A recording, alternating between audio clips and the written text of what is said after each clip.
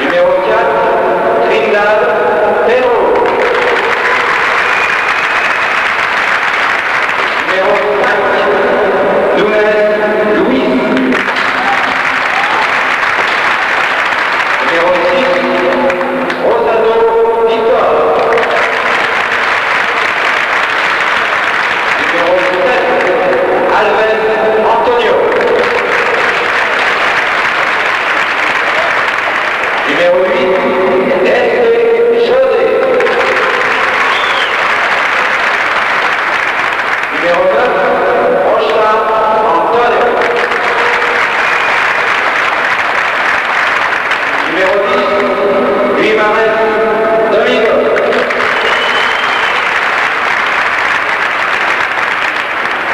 Équipe de France, le numéro 1, Hugues Laurent. Numéro 2, Nina Jean. Numéro 3, Carto Jacques. Numéro 4, Ducourcio Claude. Numéro 5, Marty Éric. Numéro 6, Ducourcio Patrick. Numéro 7, Wesh François. Numéro 8, Rémi Philippe. Numéro 9, Lalève Philippe.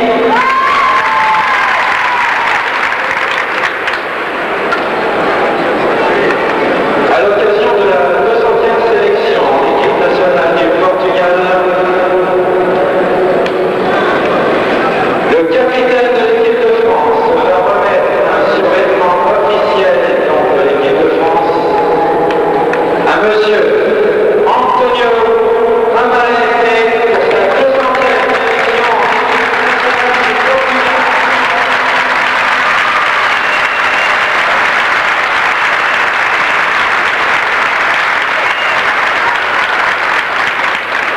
Antonio Ramalete, 200e sélection en équipe nationale du Portugal.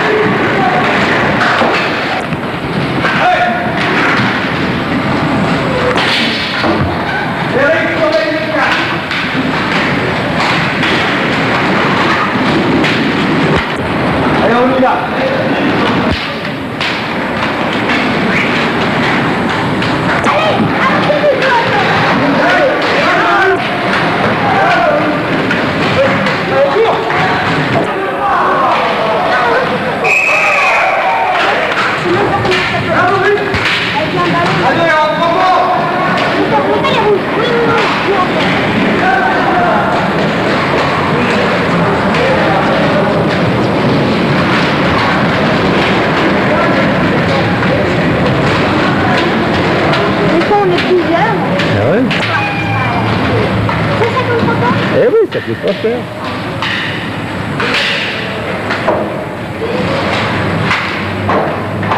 Et puis en tapant bien patiner comme il faut. Bon.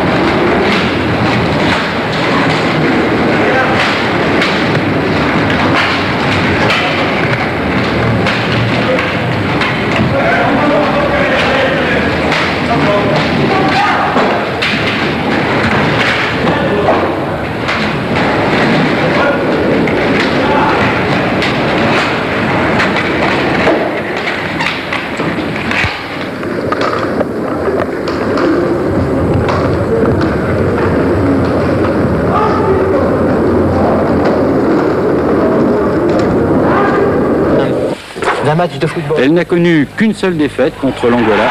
Dans tous les autres matchs, y compris contre la Belgique, le match que vous voyez en ce moment, les Français se sont promenés, ils ont battu les Belges 3-1.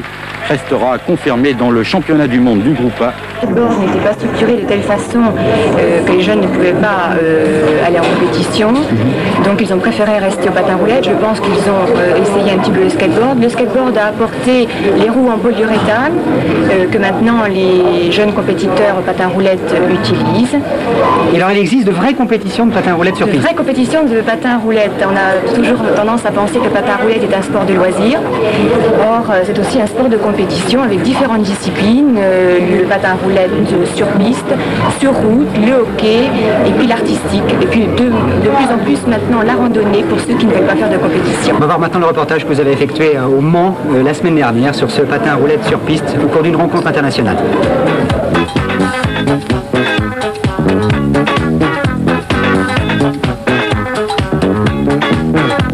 Le patin à roulettes a été créé au début du 19e siècle comme entraînement d'été pour les patineurs sur glace. C'est devenu un sport de loisir, mais aussi un sport de compétition.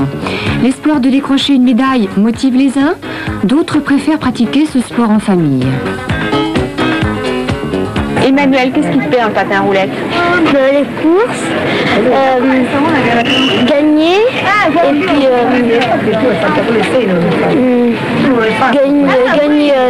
gagner les champions du monde, les championnats du monde, et puis avoir des coupes, des médailles. T'as pas peur? Si, des fois, qu'on nous pousse au départ. Sébastien, ça fait longtemps que tu fais du patin roulette? Oui. Combien de temps? 10 ans. Ah, ça commence à quel âge alors? 4 ans. À 4 ans? Et pourquoi tu as eu envie de faire du patin roulette? Parce que ça me plaisait. Ça te plaisait? C'est pas dangereux? C'est pas difficile? Non. Et tous tes frères et sœurs en font aussi? Oui. Tu t'entraînes avec eux? Oui. Il y avait un club qui venait de se monter à Noyen. Puis alors mes enfants ont voulu aller essayer. Et on les a emmenés, puis ça s'est très bien passé.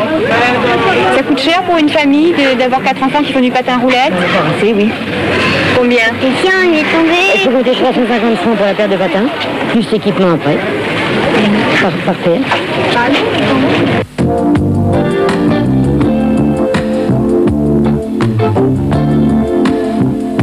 Le patin roulette présente différentes spécialités telles que la course de vitesse sur piste ou sur route, le hockey, l'artistique et le patinage de randonnée. Sport très technique où le matériel de plus en plus sophistiqué joue un rôle important dans la compétition ainsi que l'entraînement bien sûr. Pour une école de patinage, un seul entraînement par semaine suffit, l'initiation, et ensuite pour un...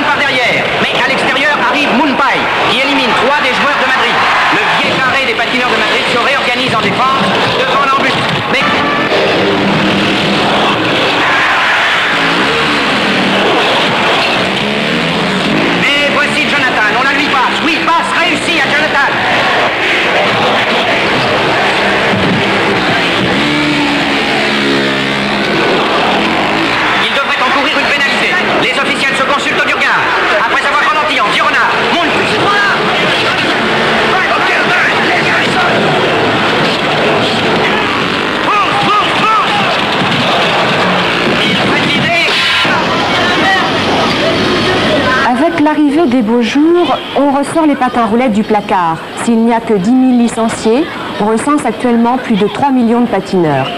Dimanche, à cette grande fête du patin, ils étaient plus de 4 000 à sillonner les rues parisiennes de 7 à 77 ans.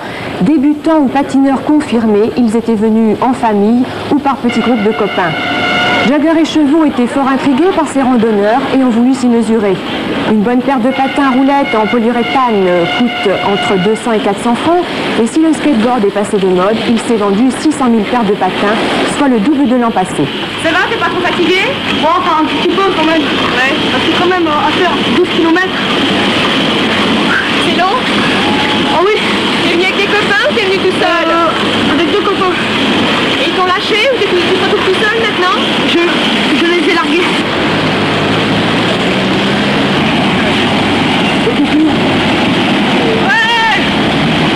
Attention, faire contre la caméra, de déconcentrer les champions.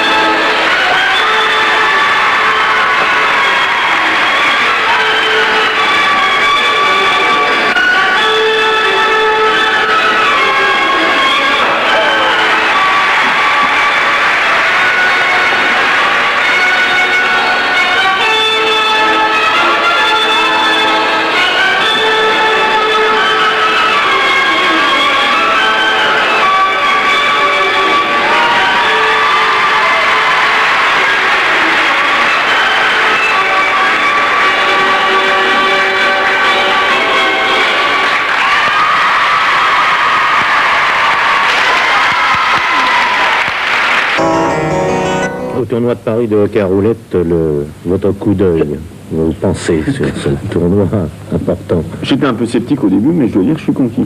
Conquis parce que bon, il y avait 8 nations qui se sont défoncées vraiment sur le parquet de Coubertin, ce qui était intéressant. Puis il y a surtout une attraction la présence du Portugal.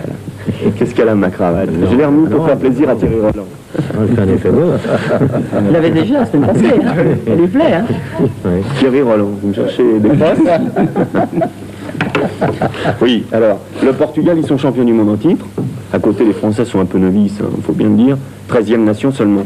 Et sur le coup de 10 heures, à Coubertin, le 1er mai, on a bien vu la différence, croyez-moi, entre l'équipe de France et l'équipe du Portugal. Cette petite balle noire, oui, a causé bien des soucis au gardien de but de l'équipe de France. Il a eu bien du mal à s'en saisir. Le temps qu'elle parvienne à Coubertin. Tournoi de Paris. Le jour de la fête du travail en France, en principe, on ne travaille pas. Exception, Jean-Paul Le Chiffolo, le gardien de l'équipe de France. Du boulot, il en a eu, et beaucoup, croyez-moi. Face à lui, la meilleure équipe du monde, le Portugal en blanc. Il se souviendra longtemps de ce premier tournoi de Paris et des 11 buts qu'il encaissa ce matin-là. Pas de quoi manifester pourtant, la logique est respectée en France. Le hockey sur roulette ne revit que depuis 3 ou 4 saisons seulement. Au Portugal, c'est un sport de vieille tradition. Un sport auquel les médias accordent une place importante, la 2e derrière le football. Le public partage cet engouement, 5 à 8 000 personnes en moyenne au match de championnat. Hockey sur roulette au Portugal, c'est un sport officiellement amateur. Nous avons des étudiants universitaires ici dans l'équipe du Portugal et des joueurs qui travaillent. Mais je dois te dire très franchement qu'ils gagnent beaucoup plus d'argent en jouant de l'hockey que dans ces différents boulots, comme on s'en dit ici. Salaire des meilleurs joueurs de 15 à 20 000 francs par mois. Voilà qui constitue de bonnes bourses d'études pour cette équipe championne du monde, dont la moyenne d'âge est de 20 ans. Face à l'Allemagne en finale, les Portugais en rouge ont fait honneur à leur réputation, à leurs 12 titres de champion du monde. 4-0 en 2 fois 20 minutes. Sport sans violence, contact prohibé, mais spectacle assuré avec les Portugais, ce sont des magiciens, des Brésiliens du hockey sur roulette. Il faut dire qu'ils naissent sur des roulettes. Au Portugal, le hockey est un sport scolaire. De cette équipe en plein rajeunissement, voici le meneur de jeu, le numéro 4. Il joue à Porto, le club rival de Benfica et du Sporting de Lisbonne. Il est étudiant en chirurgie dentaire, donc toujours dans la roulette. Sans doute pour réparer plus tard les dégâts qu'il peut occasionner sur le terrain. Un Dr Jekyll et Sr Hyde en quelque sorte. Vous allez me dire, ça c'est de la littérature, mais justement, il porte un nom très connu qui n'est pas R.L. Stevenson. C'est un nom encore plus célèbre en France. Oui, je sais parce que Victor Hugo c'est un homme très connu. Il était un écriteur français. Un écrivain français, qu'est-ce qu'il a écrit? Vous connaissez ça? Les Misérables, la Notre-Dame de Paris, je pense. Et vous continuez, vous essayez de le connaître un peu mieux, Victor Hugo? Oui, j'ai lu un peu de Misérables. Et aujourd'hui, vous continuez à travailler? Oui, je continue à lire le Victor Hugo morceau choisi. Oui.